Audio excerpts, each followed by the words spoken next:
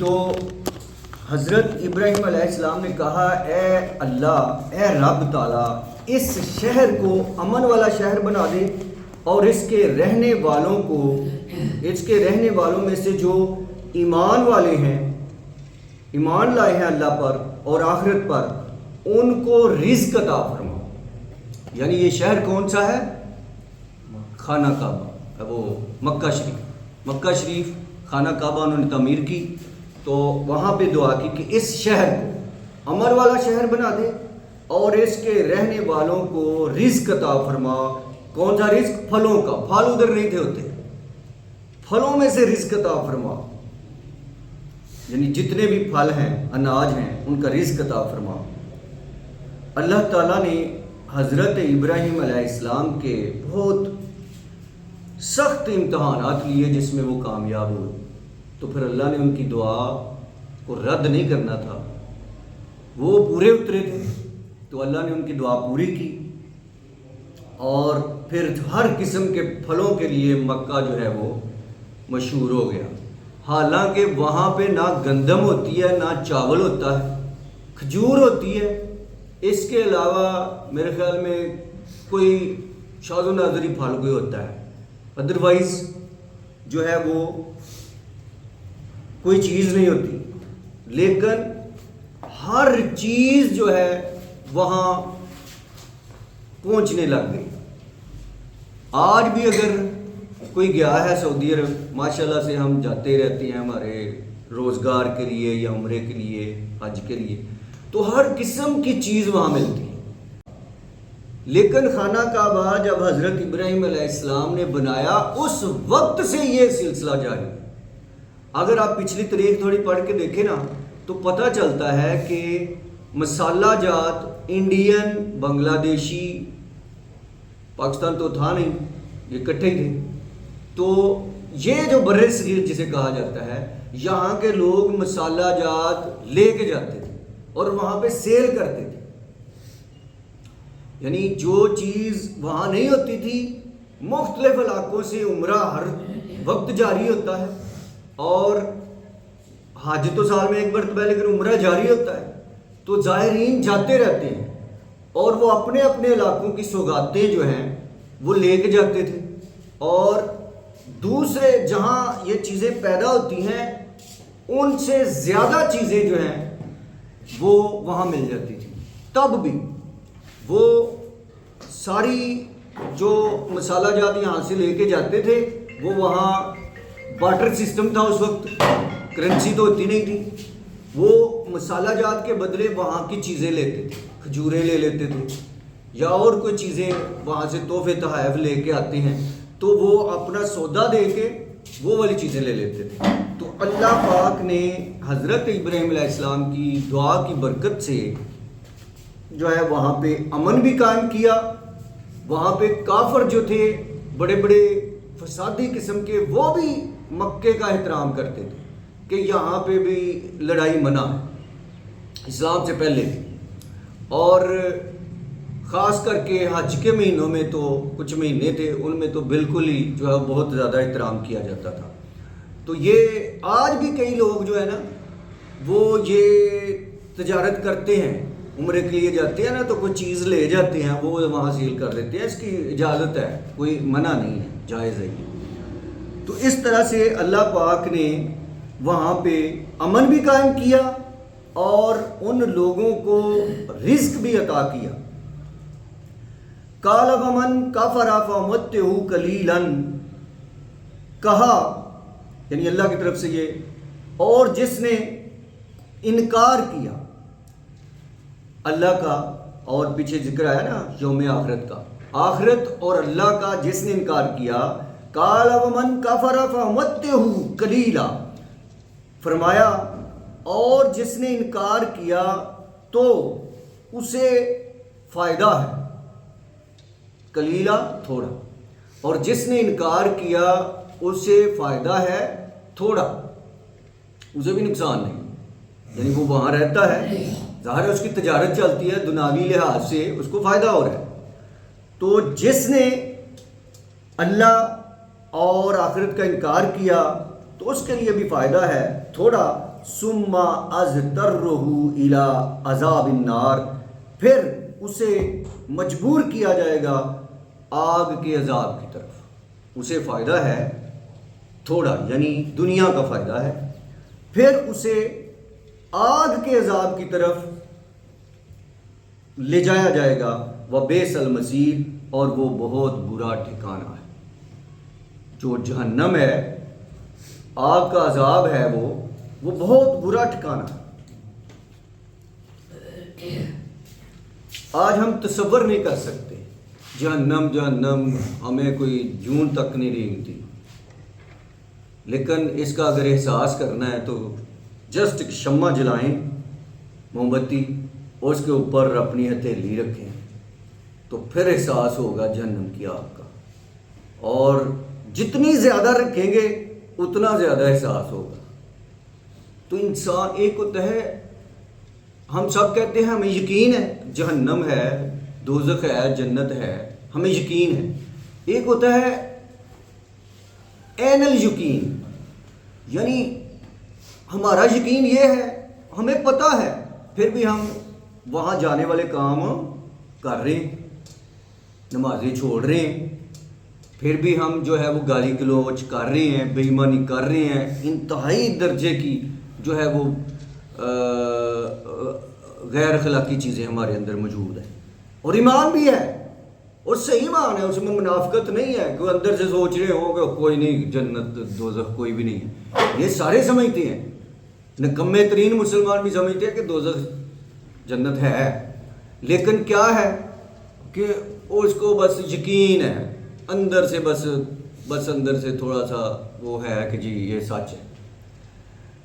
تو عین الیقین ایک ہوتا ہے، عین الیقین جسے ہوتا ہے وہ بندہ پھر ڈرتا ہے، وہ بندہ کام کرنے سے پہلے سوچتا ہے کہ اس کا انجام کیا ہے۔ دیکھیں لڑائی ہو رہی ہے، ایک بندہ غصہ چڑھ گیا بڑا، وہ اندر سے پسٹل لے آیا، کہتا ہے میں نے مار دینا ہے۔ اس کے ذہن میں ایک دفعہ ضرور آتا ہے یار مار دیا تو میں نے پھانسی چڑھ جانا ہے، وہ ہوتا ہے اسے عین الیقین۔ پھر وہ کسی طرح سے جو ہے نا اوپر کو ہوائی فائر کر دیتا ہے ڈر کی وجہ سے۔ اگر اسے ڈر نہ ہو مارے سیدھا، اتنا اسے غصہ آیا ہوتا ہے، وہ ختم کرنا چاہتا ہے، لیکن وہ آئندہ کیا ہوگا، اس کا انجام کیا ہوگا، اس کو دیکھتے ہوئے پھر وہ ہوائی فائر کر دیتا ہے، ادھر کو کر دیتا ہے، یا بندوں کے پاس سے جاتا ہے کوئی مجھے پکڑ ہی لے کہ پسٹل چھین لے، اس طرح بھی ہوتا ہے۔ تو بہرحال وہ اس کی اچھی سوچ ہوتی ہے، بندہ مارے گا تو آخرت بھی تباہ ہوگی اور دنیا میں بھی نہیں چاہیے، لیکن اس کو یہ جہنم سے بچنے کے لیے بھی تو یہ سوچنا چاہیے۔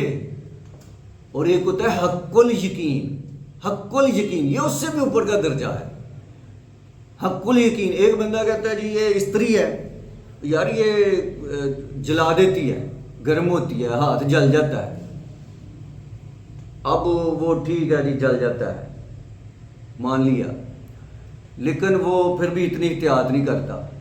یا کوئی کہتا ہے جی کوئی نہیں جلاتی، وہ خیر ہی ہے رکھو ادھر، اس کے جب گرم کر کے ہاتھ پہ رکھے نا تو پھر اس کو حق الیقین آتا ہے، پھر تڑپتا ہے نا جب، پھر آتا ہے حق الیقین۔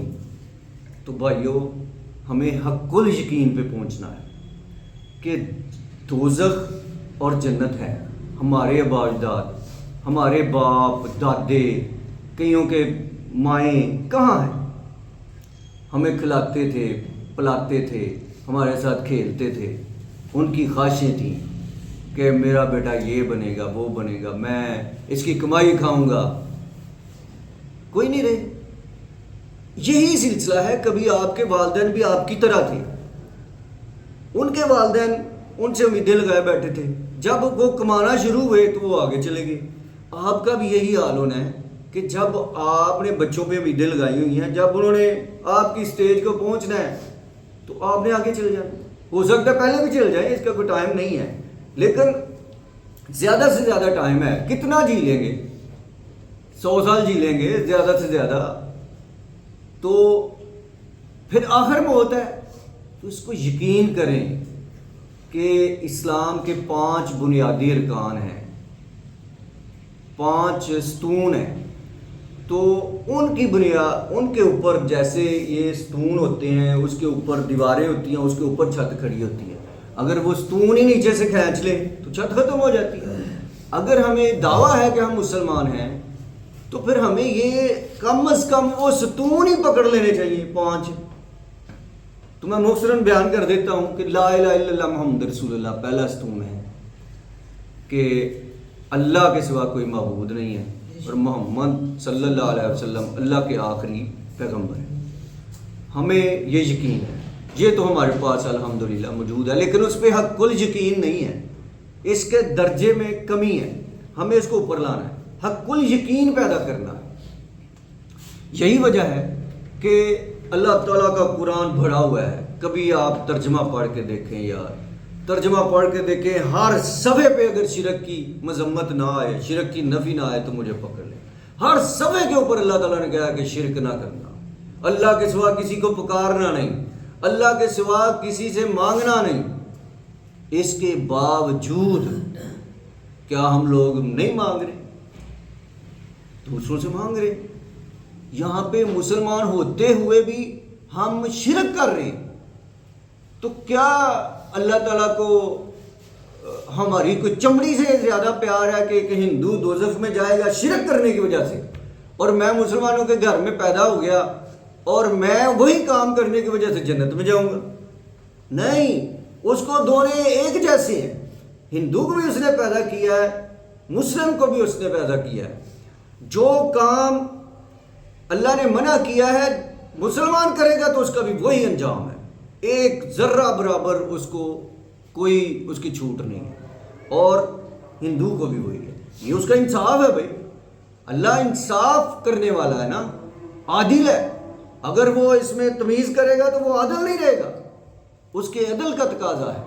تو اس لیے سب سے پہلا ستون جو ہے اس میں ہم 95% فیل ہیں.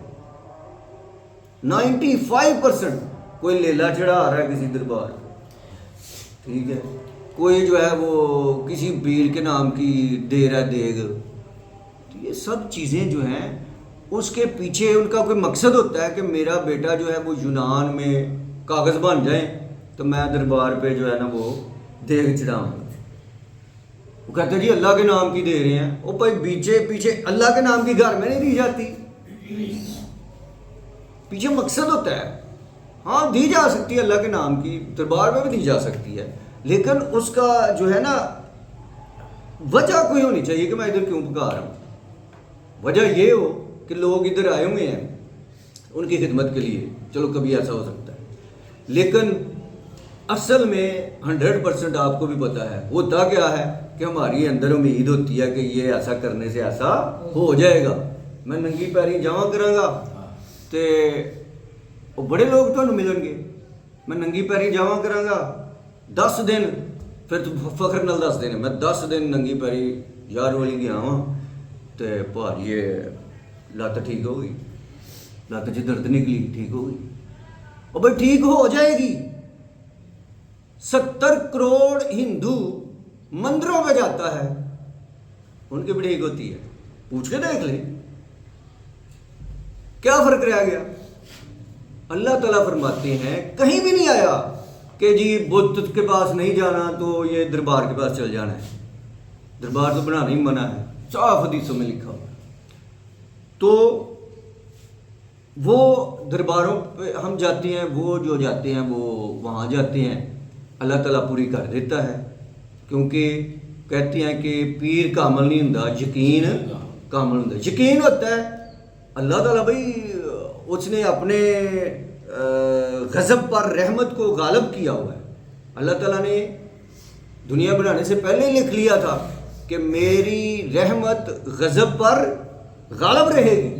وہ یہی وجہ ہے کہ وہ جب گڑ گڑا کے مانگتا ہے تو اللہ دے دیتا ہے، لیکن وہ لکھ لیتا ہے کہ یو آر فیل، امتحان میں فیل، امتحان لے رہا ہوں.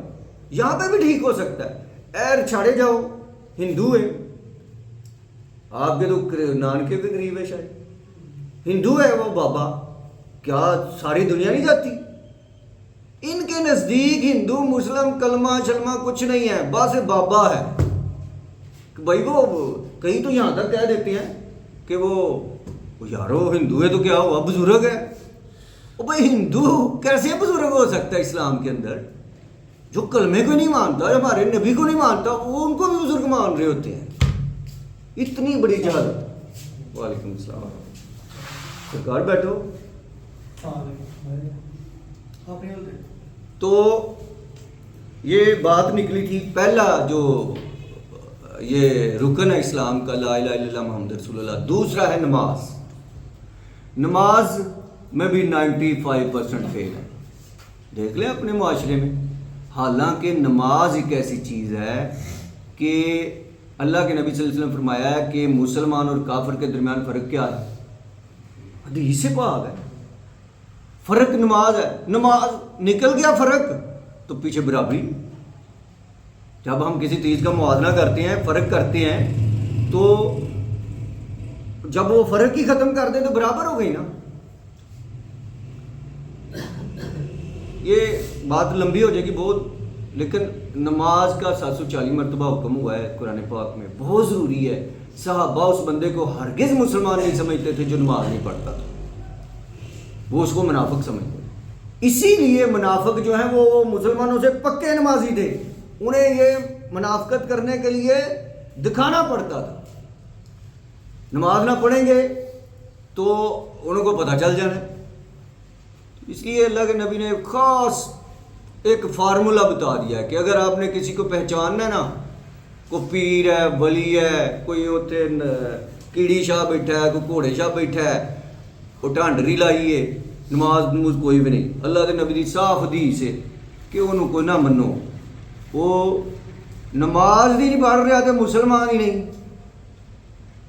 تسی انہوں مسلمان تے کرے انہوں ولی مان رہے ہو. ٹھیک ہے، وہ تو مسلمان ہی نہیں. فارمولہ دکھتا ہے سیدھا سیدھا کہ ویکھو نماز پڑھتا کہ نہیں پڑھتا. فرق. تو دوسرا یہ ہے. تیسرا جو ہے وہ روزہ ہے. وہ تو سال میں ایک دفعہ آتے ہیں. وہ اس میں ماشاءاللہ قوم ٹھیک ہے. 50% جو ہے نا میرا خیال ہے کہ وہ رکھ لیتے ہیں. پہلے دو میں تو فیل ہیں. 95%. روزوں میں کیا خیال ہے آپ کا؟ ایسے ہی نا نوجوان رکھتے ہیں، شوق سے رکھتے ہیں. کچھ بچے نوجوان اس وجہ سے بھی رکھتے ہیں کہ وہ کچھ ریا بھی ہوتی ہے اس میں کہ میں 3 رکھے نہیں بھائی، میں پورے 3 رکھے نہیں 10 نماز. وہ جو قربانی میں جیسے ہوتا ہے آسان 2 لے کہتے ہیں، اور ریا گھسی ہوئی. ٹھیک ہے. تو اس کے علاوہ زکوٰۃ ہے وہ ہوگی جس کے پاس پیسے ہوں گے. دوسرے حج جس کے پاس پیسے ہوں گے. تو یہ پیچھے غریب ہم جیسے بندے کے لیے 2-3 چیزیں ہی رہ جاتی ہیں: کلمہ، نماز، روزہ. حج زکوٰۃ جو ہے وہ تو اللہ تعالیٰ چلے امید کرتے ہیں دے تو پھر فرض ہونی ہے. تو یہ 3 چیزیں ہیں. تو اللہ تعالیٰ نے ہمیں دنیا میں بھیجا ہے تاکہ آیت ہے باقاعدہ خلق الموت والحیات لیبلوکم ایکم احسن عملا. ہم نے انسان کو پیدا کیا ہے، دنیا میں بھیجا ہے، یعنی موت اور زندگی پیدا کی ہے تاکہ آزمائیں کہ کون اچھے عمل کرتا ہے. زندگی کا مقصد یہ ہے، کوئی مقصد اور نہیں ہے. زندگی کا سب سے بڑا مقصد یہ ہے ایکم احسن عملا. اللہ کہہ رہے ہیں کہ میں نے تمہیں دنیا میں اس لیے بھیجا ہے تاکہ آزماؤں کہ کون اچھے عمل کرتا ہے، کون کیسے عمل کرتا ہے. پیپر آؤٹ ہے عبد الرحمان غازی صاحب، پیپر آؤٹ ہے. آج ہم پیپر دیتے ہیں، پیپر آؤٹ ہو جائے نا وہ کینسل کر دیتے ہیں، کہتے ہیں یہ نہیں دوبارہ ہوگا. اللہ کے پاک نبی صلی اللہ علیہ وسلم نے ہر چیز بتا دیا ہے. پیپر آؤٹ ہے، یہ سوال ہونے ہیں، یہ ایسے کرنا ہے، یہ ایسے. اس کے باوجود اگر ہم فیل ہو رہے ہیں یار بہت افسوس کی بات، بڑے افسوس کی بات. تو بھائیو یہ دیکھ لیں. پھر ہم کہتے ہیں جی مسلمان پیچھے رہ گئے، مسلمان ککھ نہیں، یہ نہیں. تو ہم بھی ان میں شامل ہیں. کوتاہیاں ہیں، غفلت ہے، علم حاصل نہیں کرتے. اگر ہم نے علم حاصل کیا ہوتا تو جو فلسطین کے اوپر وہ بم مارتے ہیں اسرائیلی، تو ان کے پاس بھی کوئی ٹیکنالوجی ہوتی کہ اوپر ہی جم اڑا دیتے. اب فلسطین والے مارتے ہیں تو وہ ہوا میں ہی وہ تباہ کر دیتے ہیں. ایسی ٹیکنالوجی ہے. اور ہمارے لوگ کہہ رہے ہیں میں کہیں بیوقوف قسم سے مینوں فلسطین کر لو. بھائی تم کی جا کے کرنا ہے؟ ایک گولی انہوں نے رام کرنی. اس کے لیے چاہیے علم حاصل کرو, اپنے ملک کو ترقی دو. ایسا کوئی بندہ اٹھے جو کوشش کرے نا, لیس علی الانسان الا ما سعى, اللہ تعالیٰ فرماتے ہیں کوشش کرو میں سب کچھ. یہ پنکھا جس نے بنایا ہے اس نے کوشش کی ہے, ٹھیک ہے. کوئی ضروری نہیں ہے کہ مسلمان ہو, ہندو ہو, سکھ ہو, عیسائی ہو, کرسچن ہو. دنیا میں جو کوشش کرتا ہے اللہ کا نہ ماننے والا بھی ہو, اللہ اسے دیتا ہے.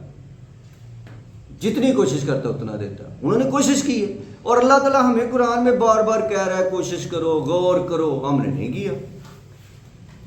اس لیے یہ بیچ میں بات آ گئی کہ جہنم سے بہت بری جگہ ہے جہنم, اس لیے اس سے بچنے کی ہمیں کوشش کرنی چاہیے اور حق کو یقین پیدا کریں. یہ تو ہم جانتے ہیں کہ جہنم ہے جی, جہنم بڑی سخت ہے, لیکن ذرا کبھی شام کو لیٹ کے اکیلے میں, کبھی فیس بک کو بھول کر, کبھی موبائل کو دور رکھ کر, اور یہ نہیں سوچنے دیتا ہمیں. شیطان اب بہت قریب آ گیا. دور رکھ کر بڑے آرام کے ساتھ کو 2 نفل پڑھ کے خاموشی کے ساتھ سوچیں یار مرنا ہے, ایک دن میرا جنازہ اٹھا ہونا ہے تو لوگوں نے کندھا دیا ہونا ہے, مجھے قبر کے اندر اکیلے کو, سردی ہے گرمی ہے, انہوں نے چھوڑ کے آ جانا ہے. کتنے بھی بڑے دوست ہوں, کتنے بھی بھائی پیارے ہوں, ماں سے بڑھ کر کوئی محبت نہیں کرنے والا, ہو سکتا ہے اس کی زندگی میں چلا جاؤں تو اس نے چھوڑ دینا. تو قبر کے اندر میں کیا کروں گا, کس چیز نے کام کرنا ہے؟ اللہ کے نبی صلی اللہ علیہ وسلم نے فرمایا کہ انسان جب جنازہ جاتا ہے نا اس کے ساتھ 3 چیزیں جاتی ہیں. 2 چیزیں واپس آ جاتی ہیں قبر سے اور ایک اس کے ساتھ رہتی ہے. 2 چیزیں کون سی ہیں؟ اس کے عزیز رشتہ دار جو ہیں وہ دعا کر کے واپس آ جاتے ہیں, اور اس کا مال بھی واپس آ جاتا ہے, لیکن صرف اس کے اعمال جو ہیں وہ اس کے ساتھ جاتے ہیں. اگر اس نے اچھے اعمال کیے ہوں گے تو فرشتے کہیں گے یہ نبی صلی اللہ علیہ وسلم کی شبیہ فوٹو کریں گے, یہ کون ہے؟ تو آٹومیٹکلی وہ کہے گا صلی اللہ علیہ وسلم, یہ ہمارے حبیب ہیں, ہمارے رسول صلی اللہ علیہ وسلم ہیں. اور اگر عمل ان کی تعلیم کے خلاف کیے ہیں تو پھر وہ کہے گا پتہ نہیں کون ہے, پہچان نہیں پائے گا. تو اس لیے لمحہ فکریہ ہے, غور و فکر کی دعوت دیتا ہوں کہ ضرور اس بات پہ سوچیں. دنیا بھی چلائیں, اسلام یہ نہیں کہتا دنیا نہ چلائیں, دنیا بھی چلائیں, لیکن پرائرٹی ترجیح جو ہے وہ اپنے آخرت کو دیں کہ میری آخرت بچ جائے. یہاں پہ اگر تباہ ہوتی ہے دنیا تو ہو جائے, لیکن اللہ نہیں کرتا تباہ. اللہ دیکھیں وہ کہتا ہے کہ یہ بھی کام کرو, جو اللہ کی راہ میں 10 دیتا ہے میں 70 دیتا ہوں.